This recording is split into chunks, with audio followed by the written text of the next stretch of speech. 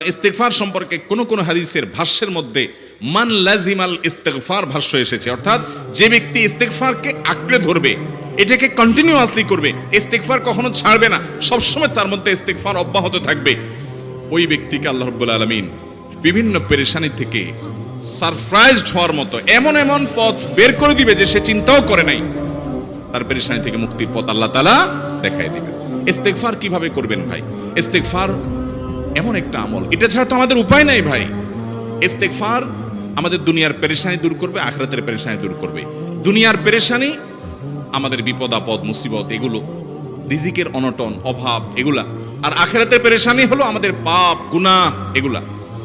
কোরআনে কারিমে আল্লাহ রাব্বুল আলামিন সূরা নূহের মধ্যে আল্লাহ নবী নূহ আলাইহিস সালাম তার সম্পর্কে বলছেন, ফাকুলতু আস্তাগফিরু রাব্বাকুম ইন্নাহু কানা গাফফারা ইউরসিলিস সামাআ আলাইকুম মিদরারা ويمددكم بأموال وبنين ويجعل لكم جنات ويجعل لكم أنهارا।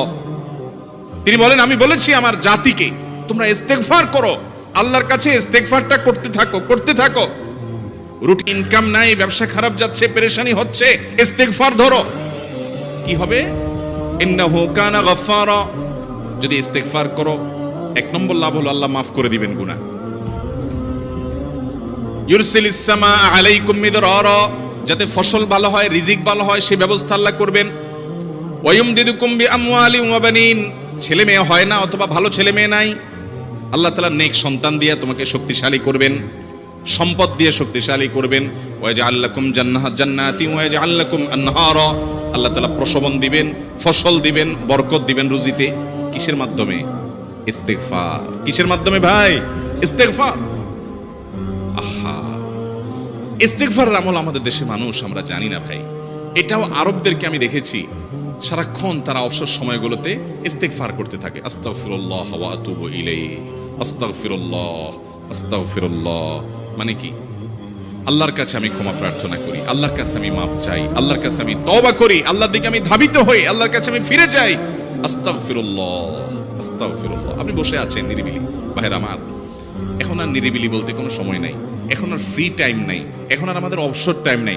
আস্তাগফিরুল্লাহ কখন বলবো? মোবাইল টিপতে, ফেসবুকের নোটিফিকেশন দেখতে, লাইক কমেন্ট গুনতে আমাদের এখন কোনো ফুরসত নাই।